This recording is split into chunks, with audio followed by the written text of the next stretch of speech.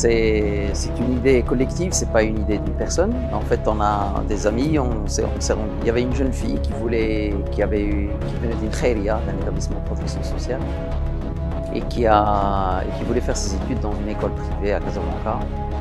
Et bien sûr, elle n'avait pas les moyens. Et l'école, même s'il pouvait l'accueillir sans payer, bien sûr, il fallait aussi prendre en charge tout ce qui y avait autour, se nourrir, s'héberger, se déplacer. Et donc, un groupe d'amis ont eu cette idée lumineuse de l'aider.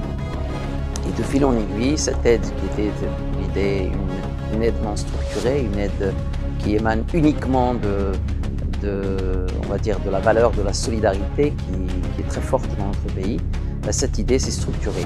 Je pense que c'est le grand mérite, on revient bien sûr au président fondateur, Mohsin Barrada, qui a structuré cette idée dans le cadre d'une association, qui l'a fait évoluer. Et le point d'inflexion important a été la convention que cette association, la Fondation Marocaine de l'Étudiant, a signée avec le ministère des Affaires sociales. C'était le professeur Harouchi, Allah yarhamou, qui a tout de suite vu l'intérêt de cette fondation, parce qu'effectivement, elle ciblait des jeunes issus des établissements de protection sociale et qui avaient comme, je dirais, comme seule famille le Maroc, la nation.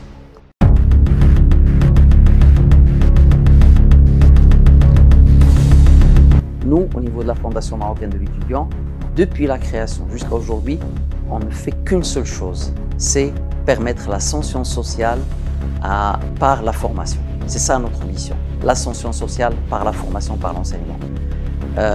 Et c'est quelque chose qui existe au Maroc, dans les quartiers,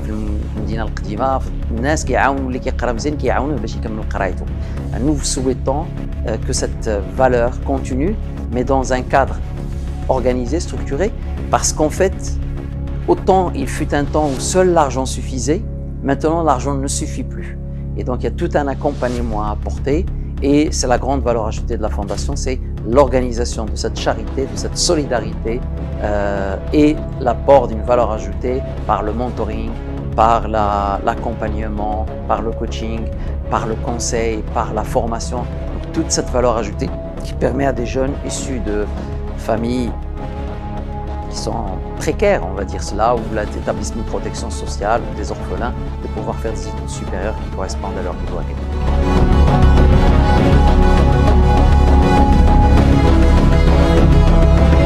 Depuis la création, effectivement, c'est une association à but non lucratif. Donc, il y a bien sûr les fondateurs qui ont aidé au début, mais après, c'est les dons des particuliers, les dons des entreprises.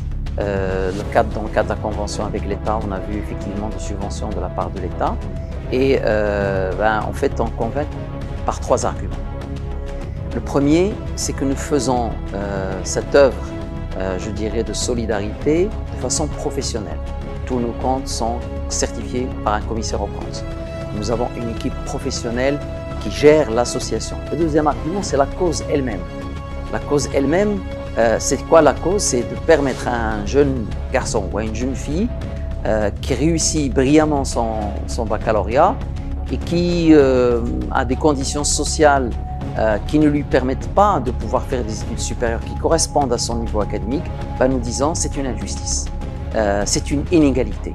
Et donc voilà, cette cause, elle touche les Marocains dans leur profondeur et ils ont toujours... le Marocain n'aime jamais l'injustice, ça vous le savez, et donc cette injustice-là, cette injustice sociale, les Marocains à qui nous avons fait appel, les particuliers, les entreprises et l'État, ont voulu contribuer à rectifier cette injustice. C'est en fait une égalité des chances, pour donner l'égalité des chances à ceux qui le méritent. Le troisième argument, qui est peut-être lié un peu au professionnalisme, mais qui est surtout la transparence. Nous rendons compte à nos donateurs. Nous leur disons, vous nous avez apporté votre contribution, cette contribution, nous l'avons utilisée de cette façon-là. Et vous avez le boursier Mohamed Ben Brahim, la boursière Zineb Bent Mustafa. Donc, ils savent exactement comment cet argent a été utilisé. Et bien évidemment, tout ceci aboutit à des résultats. Et ces résultats sont le meilleur argument. Les résultats sont les suivants. 80% de nos boursiers sont majors de leur promotion. Bien sûr, ce n'est pas uniquement grâce au travail de la Fondation, c'est essentiellement grâce à leur capacité, parce qu'ils étaient déjà brillants. Mais la Fondation apporte une confiance en soi. Le fait d'avoir eu cette chance, les jeunes ne veulent absolument pas la rater, donc ils font le maximum pour toujours continuer à la mériter. Deuxième résultat, 80 et quelques % de nos boursiers sont embauchés dans les 6 mois qui suivent leur diplomation, et ça aussi c'est un résultat extraordinaire.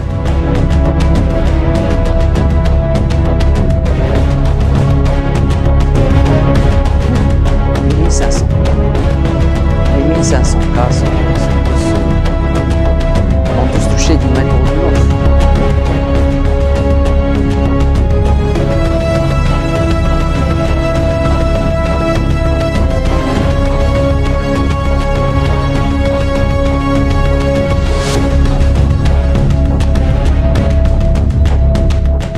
Chaque année, la Fondation marocaine de l'étudiant, dans la période de juin-juillet, elle étudie tous les dossiers qu'elle reçoit de tous les bacheliers provenant de tout le royaume du Maroc.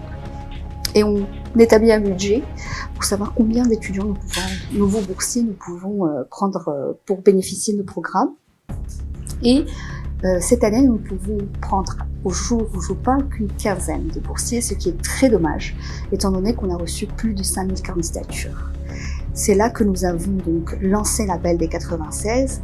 Tout simplement, si on fédère 1000 donateurs qui donnent chaque mois 200 dirhams, donc 7 dirhams par jour, même pas le prix d'un café, nous pourrons prendre 96 nouveaux boursiers, d'où l'appel des 96. C'est 96 qui sont sur nos bases, sur nos listes d'attente, qui n'attendent qu'un coup de pouce d'un donateur ou d'une donatrice marocaine.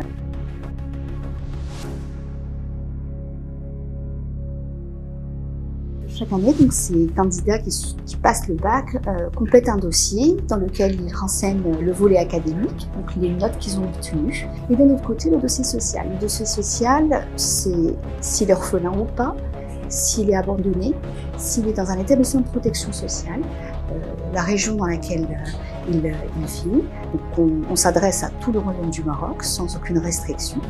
Nous regardons aussi les critères de fratrie, car un jeune orphelin avec une mère qui ne travaille pas et qui a 10 frères, il est beaucoup plus méritant qu'un autre.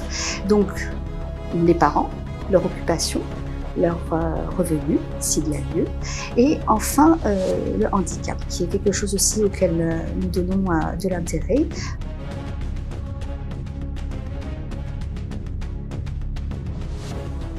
Alors, je ne dirais pas qu'il coûte, je dirais que nous investissons chaque année dans les boursiers un investissement annuel moyen, vraiment. C'est très à la grosse maille, parce qu'on a 1500 boursiers, qu'on a 700 boursiers qu'on peut mutualiser. On investit annuellement un minimum de 25 000 dirhams. Pour des filières classiques, une fois qu'il est en architecture ou en classe préparatoire ou en médecine, il y a des besoins complémentaires. Ou dans des écoles de commerce où il faut à un moment ou un autre envoyer à l'étranger, des stages, l'investissement peut aller de 30 000 et parfois jusqu'à 100 000 dirhams par an quand on les envoie à l'étranger pour étudier.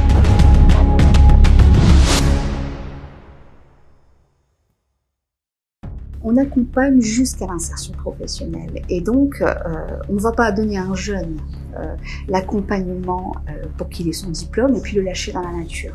On poursuit cet accompagnement pendant 6 mois pour le maintenir dans le bassin de l'emploi, dans les grandes villes où il va pouvoir donc bénéficier et d'une part de l'appui de la bourse, donc pour qu'il puisse se loger, se nourrir, payer son ticket de bus ou le tram, mais d'autre part de cession d'emploi, d'employabilité, avec des experts, avec des cabinets de recrutement, avec des DRH qui simulent avec eux des entretiens, qui les aident à faire des recherches d'emploi, des relectures de CV, des ateliers de présentation, de pitch pour pouvoir convaincre.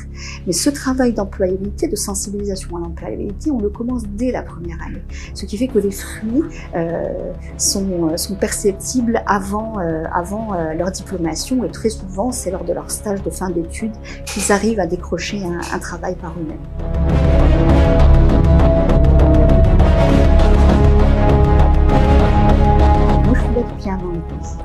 Donc je n'ai pas le recul que l'équipe formidable qui travaille avec moi a sur les cas, mais en 1 an et demi, je pense que déjà en tête, j'en ai une bonne centaine de gens qui, à un moment ou à un autre, de ce jeune, qui ont appelé pour partager avec nous le fait qu'ils étaient majors de promo, qui ont appelé parce qu'ils ont décroché la seule summer school et qu'il y avait une seule place dans cette école et que c'est eux qui l'ont obtenue, à qui on a demandé d'aller postuler à des stages parce qu'on a des entreprises qui nous offrent des stages pour ces jeunes et qui ont été retenus alors qu'il y avait une vingtaine, une trentaine de candidats. Oui, alors des cas, il y en a beaucoup.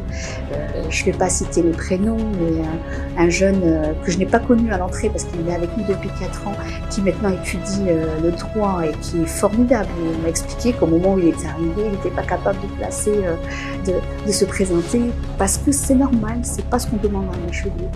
Et maintenant, il écrit dans des revues juridiques, des jeunes qui sont partis en Corée du Sud alors qu'au départ, quand la Fondation les accompagnait, ils avaient peur d'aller se déplacer d'un endroit à un autre.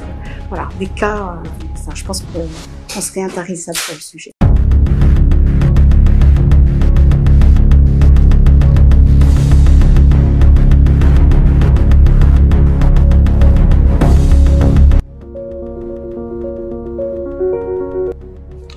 السلام عليكم. اسمي احمد منتصر. 4 سنين هذه كنت كنوجد البكالوريا ديالي في شعبة الادب، وكنت كنحلم، والطموح والحلم ديالي كان محدود، ما كانش اللي غادي يشد بيا. سمعت بالمؤسسة المغربية للطالب، دفعت لهم الطلب ديالي، ولكن كنت في لائحة الانتظار. ولكن الحمد لله بفضل التبرعات في حملة 100 درهم باش نقرا تقبل الطلب ديالي انذاك.